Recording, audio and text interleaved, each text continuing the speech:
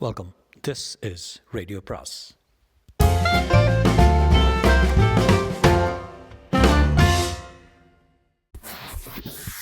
அனைவருக்கும் அன்பு வணக்கம். ராக்கி ரங்கராஜனின் ஜென்னிஃபர் அத்தியாயம் 15. தொலைவில் மறைந்து கொண்டிருந்த லாரியையே பார்த்த வண்ணம் அசைவற்று நின்றாள் ஜென்னிஃபர். பரபரப்பாக அலுவலகத்துக்கு திரும்பினாள். உள்ளே நுழைந்ததுமே அவள் கேட்ட முதல் கேள்வி, கென்னத் வந்திருக்கிறாரா என்பதுதான். வந்திருக்கிறாரே, அவருடைய அறையில் இருக்கார் என்றாள் செக்ரட்டரி. துப்பறியும் நிபுணரின் அறைக்கு விரைந்தாள். கென்னத், நீங்கள் உடனடியாக ஒரு காரியத்தை கவனிக்கணும். நேஷன் வைட் மோட்டார் கார்ப்பரேஷன் என்ற ஒரு லாரி கம்பெனி இருக்கிறது. அதை பற்றி தகவல்கள் எனக்கு அவசரமாக தேவை. முக்கியமாக இந்த 5 வருஷங்களில் அந்த கம்பெனியின் லாரிகள் எங்கெங்கே என்னென்ன விபத்துக்குள்ளாயிருக்கின்றன என்ற விவரம் தெரிய வேண்டும். என்ன? கென்னத் தயங்கினார். கொஞ்சம் டைம் பிடிக்குமே, பரவாயில்லையா? டைம் கேமெல்லாம் கொடுக்க மாட்டேன். சாலை விபத்து சம்பந்தமான வழக்கு விவரங்களை கம்ப்யூட்டரில் கண்டுபிடிக்கலாமே என்றாள் ஜெனிஃபர். சரி செய்கிறேன், ஆனால் என்ன விஷயம் எனக்கு சொல்லக்கூடாதா? எனக்கே இன்னும் திட்டவட்டமாக தெரியல. ஏதோ ஒரு ஊகம்தான். நீங்கள் கண்டுபிடித்த விவரங்கள் வைத்து தான் என் அபிப்பிராயம் சரியாக தப்பான்னு தெரிய வேண்டும். தெரிந்ததும் சொல்கிறேன் என்றாள் ஜெனிஃபர். அவள் எண்ணம் எல்லாம் காணியை பற்றியே இருந்தன. கையும் காலும் இல்லாமல் ஒரு கோர பிறவியாக ஆயுள் மொத்தத்தையும் கிடத்தியபடியே கழிக்க வேண்டியவளாகிவிட்டாள். அதுவும் இந்த இளம் வயதில். அப்படிப்பட்ட பெண்ணின் வழக்கில் ஒரு முக்கியமான விஷயத்தை கவனிக்காமல் இருந்து விட்டோமே என்று தன்னைத்தானே நொந்து கொண்டாள். காணி மீது மோதிய லாரி டிரைவர் தப்பு செய்யாதவனாக இருந்திருக்கலாம். எந்த விபத்தும் ஏற்படுத்தியிராத கெட்டிக்காரனாக இருந்திருக்கலாம். ஆனால் லாரி, அது எப்படிப்பட்டது? லாரியின் அமைப்பில் பழுதில்லாமல் இருக்குமானால் கம்பெனியை பிடித்துக் கொள்ளலாமே.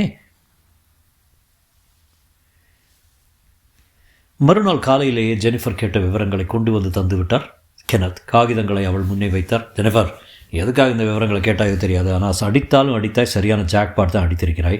இந்த நேஷன் வைட் கார்ப்பரேஷனுக்கு சொந்தமான லாரிகள் சென்ற 5 வருடத்தில் மொத்தம் 15 விபத்தில் மாட்டிக்கொண்டிருக்கின்றன. சில லாரிகளை உபயோகமற்றது என்று காயலான் கடைக்கு கூட போட்டுவிட்டார்கள். ஜெனிஃபரின் உள்ளத்துக்குள் ஒரு பரபரப்பு பிறந்தது. அவர்கள் லாரியில் என்ன கோளாறு? எல்லாவற்றுக்கும் பொதுவாக ஒரு கோளாறு. அவர்கள் லாரிகளே பிரேக் அமைப்பு சரியாக இல்லை. சடன் பிரேக் போட்டால் லாரியின் பின்பகுதி ஒரு ஆட்டம் ஆடிவிட்டு தான் இருக்கின்றன. அப்போது எதன் மீதாவது இடித்து விபத்து நேரிடுகிறது. ஜெனிஃபரின் முகம் மலர்ந்தது. காணியை மோதியது லாரியின் பின்பகுதி தான். அதுவும் திடீர் பிரேக் போட்டபோது தான். தனது 2 ஜூனியர்களையும் அழைத்தாள். கென்னத்தையும் இருக்கச் சொன்னாள். அவர்களிடம் அறிவித்தாள், காணிக்காக மறுபடி வழக்கு தொடுக்கப் போகிறோம். ஜூனியர்கள் ஒருவன் தன் சோடா புட்டி கண்ணாடி வழியே அவளை நோக்கி, சட்டப்படி அது முடியாதுமா என்றார். கென்னத் திகைத்தார். ஏன் முடியாது? ஜூனியர் விளக்கினான். ஏற்கனவே காணி வழக்கு தொடுத்து அப்பீலும் செய்து தோற்றுவிட்டால் திட்டவட்டமாக தீர்ப்பாகிவிட்டது. எந்த வழக்கும் ஒரு முடிவுக்கு வந்தாக வேண்டும், நீட்டிக்கொண்டே போகக்கூடாது. அந்த அடிப்படையில் இந்த வழக்கை நாம் மறுபடியும் ஆரம்பிக்க முடியாது. அதற்கு ஏதாவது அசாதாரணமான காரணம் இருந்தாக வேண்டும். அப்படி புதிதாக என்ன காரணம் நம்மிடம் இருக்கிறது? ஜெனிஃபர் புன்னகை செய்து இருக்கிறது என்றாள்.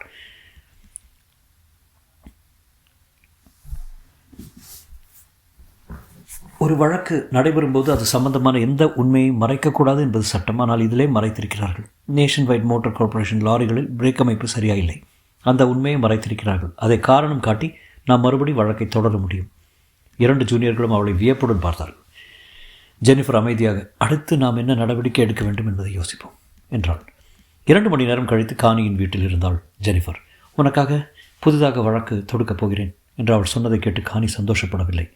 வேண்டாம் ஜெனிஃபர், என்னால் மறுபடியும் வழக்கு, கோர்ட்டு, விசாரணை என்றெல்லாம் நரக வேதனை அனுபவிக்க முடியாது, விட்டுவிடுங்கள் என்றாள். காணி, நான் என்ன சொல்கிறேன் என்றாள். ஜெனிஃபர், என்னை நன்றாக பாருங்கள். நான் ஒரு கோர சுரூபம். கண்ணாடியில் என்னை பார்த்து கொள்ளும்போதெல்லாம் ஏன் தான் இந்த உயிரை இன்னும் வைத்துக் கொண்டிருக்கிறோம் என்று நினைத்துக் கொள்கிறேன். ஜெனிஃபர், நான் ஏன் தற்கொலை செய்து கொள்ளாமல் இருக்கிறேன் தெரியுமா? அவள் குரல் உடைந்தது. ஏனென்றால் நான் இருக்கும் நிலைமையில் என்னால் தற்கொலையும் செய்து கொள்ள முடியாது. என்னால் முடியாது ஜெனிஃபர், என்னால் முடியாது. மண்டையில் அடி விழுந்த மாதிரி ஜெனிஃபர் ஆடி போய்விட்டாள். நாம் இன்னும் கொஞ்சம் நாசுக்காக பேச்சை ஆரம்பித்திருக்கலாமோ? சரி காணி, கோர்ட்டுக்கு போகாமல் வேறு ஏதாவது செய்ய முடியுமா என்று பார்க்கிறேன். நம் கேஸ் பலமாக இருக்கிறது என்பதை உணர்ந்து கொண்டு பிறகு அவர்கள் ஒருவேளை கோர்ட்டுக்கு போகாமலேயே ராஜி பண்ணிக்கொள்ள வந்தாலும் வருவார்கள் என்றாள். நேஷன் வைட் மோட்டார் கார்ப்பரேஷன் வக்கீலுடைய அலுவலகம் பளபளப்பான நவீன கட்டடத்தில் இருந்தது. முன்புறம் ஒரு நீரூற்று பீரிட்டு கொண்டிருந்தது. அவர்களுடைய வக்கீல் பார்ப்பதற்கு கரார் கண்டிப்பு நபராக இருந்தார். எதையும் கவனிக்க தவறாத கூர்மையான கண்கள்.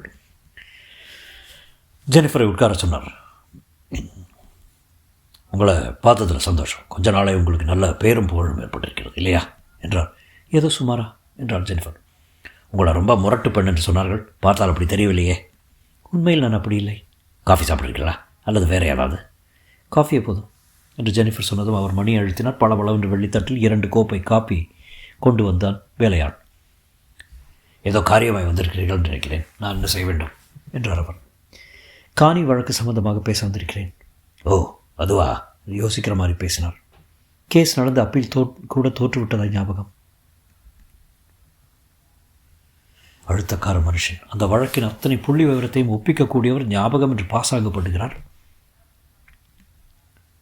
வழக்கை மறுபடி விசாரிக்க வேண்டும் என்று மனு செய்யப் போகிறேன் என்றால் அழுத்தமாக. அப்படியா? என்ன ஆதாரத்தில் என்று பணிவோடு கேட்டார் அவர். ஜெனிஃபர் தன் பெட்டியை திறந்தால் தான் தயாரித்துள்ள மனுவை வெளியே எடுத்தாள். அவரிடம் கொடுத்தாள். உண்மையை சொல்லாமல் மறைத்தீர்கள் என்ற அடிப்படையில் கேஸ் போடப் போகிறோம் என்றாள். அதை கேட்டு அவர் திடுக்கிடவில்லை. அலட்டிக்கொள்ளாமல் அந்த காகிதங்களை பார்வையிட்டார். ஓஹோ, அந்த பிரேக் சமாச்சாரமா என்றார். அப்படியானால் ஏற்கனவே உங்களுக்கு இது தெரிந்த விஷயம்தானா? பின்ன தெரியாமலா இருக்கும். விரல்களால் மேஜை மீது மெல்ல தாளமிட்டார் அவர். ஜெனிஃபர், இந்த பிரேக் சமாச்சாரத்தை வைத்துக்கொண்டு உங்களால் என்ன செய்ய முடியும் என்று நினைக்கிறீர்கள்? விபத்து ஏற்படுத்திய அந்த குறிப்பிட்ட லாரியில் பிரேக் அமைப்பு சரியாக இருக்கவில்லை என்று நீங்கள் முதலில் நிரூபித்தாக வேண்டும். அது நடக்கிற காரியமா? அந்த விபத்துக்கு பிறகு இதுவரை டஜன் தடவை அந்த லாரியை ஓவரால் செய்திருப்பார்கள். ஆகவே விபத்து சமயத்தில் அதன் பிரேக் எப்படி இருந்தது என்பதை நிரூபிப்பதற்கு வழியே இல்லை. ஃபைலை ஜெனிஃபரின் பக்கம் தள்ளினார் அவர். நீங்கள் வழக்கு போட எந்த முகாந்திரமும் இல்லை. ஜெனிஃபர் காஃபியை உருவாய் உறிஞ்சினார். அந்த குறிப்பிட்ட லாரி தான் வேண்டும் என்பதில்லை. அந்த கம்பெனியின் லாரிகள் பொதுவாகவே பாதுகாப்பானவை அல்ல என்று நான் நிரூபித்தாலே போதும். உங்கள் எல்லா லாரிகளிலுமே பிரேக் சரியில்லை என்பது உங்கள் கம்பெனிக்கு தெரிந்திருக்குமே. சாதாரணமாக கேட்குற மாதிரி அவர் கேட்டார். சரி, நீங்கள் என்ன கேட்பதாக இருக்கிறீர்கள்? சொல்லுகிறேன், கேளுங்கள். என் கட்சிக்காரி 22 வயது பெண். உங்கள் லாரி மோதியதால் அவளுக்கு கையும் காலும் போய்விட்டது. ஆயுள் புறாவும் ஒரே இடத்தில் அடைபட்டு கிடக்க வேண்டியவளாகிவிட்டால் அவருடைய கஷ்டத்துக்கு ஓரளவேனும் ஈடு செய்யும்படி கேட்கப் போகிறேன். அவர் காப்பியை உறிஞ்சியபடி கேட்டார். ஈடு என்றால் எவ்வளவு? $20 லட்சம். அவர் புன்னகை செய்தார். அடேப்பா, கேஸ் போட முகாந்திரமே இல்லை என்கிறேன் நான். எவ்வளவு பெரிய தொகை நீங்கள் கேட்கிறீர்கள்? முகாந்திரம் இருக்கிறதா இல்லையா என்பது கோர்ட்டுக்கு போனால் தெரிந்துவிடும். கோர்ட்டில் இன்னும் பெரிய தொகை கூட வாங்க முடியும் என்னால். அப்படி ஒரு வாய்ப்பு ஏற்பட்டால் 50 லட்சம் கேட்பேன். சிரித்தபடி சொன்னார் அவர். என் தலை சுற்றுகிறது. காஃபி இன்னொருக்க சாப்பிட்றீங்களா? போதும், தேங்க்ஸ். ஜெனிஃபர் எழுந்து கொண்டான். பொறுங்கள், உட்காருங்கள் என்றார் அவர். நான் முடியாது என்று சொல்லவில்லையே. ஆனால் சரி என்றும் சொல்லவில்லையே. இன்னும் கொஞ்சம் காஃபி சாப்பிடுங்கள். எங்கள் கம்பெனியில் தயாரிக்கும் காஃபியாகும், அருமையாக இருக்கும். ஜெனிஃபர் உட்கார்ந்தால். அவர் சொன்னார். யோசனைப்படி பாருங்கள். $20 லட்சம் என்பது ரொம்ப பெரிய தொகை இல்லையா? மனிதர் இறங்கி வருகிறார் என்று ஜெனிஃபருக்கு தெரிந்தது. குறுக்கிட்டு எதுவும் சொல்லாமல் மௌனமாக இருந்தான். அவர் தொடர்ந்தார். தொகை சின்னதாக இருந்தால் ஒருவேளை நான் ஏதாவது செய்ய முடிந்தாலும் முடியும். உள்ளங்கையை விரித்து பார்த்தபடி பேசினார். மனத்துக்குள் ஏதோ கணக்கு போடுகிறார் என்று புரிந்தது. ஜெனிஃபர் அப்போதும் பேசாமலே இருந்தார். இறுதியாக அவர், நீங்கள் நிஜமாக 20 லட்சம் கேட்கிறீர்களா என்றார். நான் நிஜமாக கேட்க விரும்புவது 50 லட்சம் என்றார் ஜெனிஃபர் அழுத்தமாக. நான் நாளைக்கு காலை லண்டன் போகிறேன். அடுத்த வாரம் திரும்பி வந்தது கவனிக்கிறேன் என்றார் அவர். விவகாரத்தை சீக்கிரமே முடிப்பது நல்லது என்றார் ஜெனிஃபர்.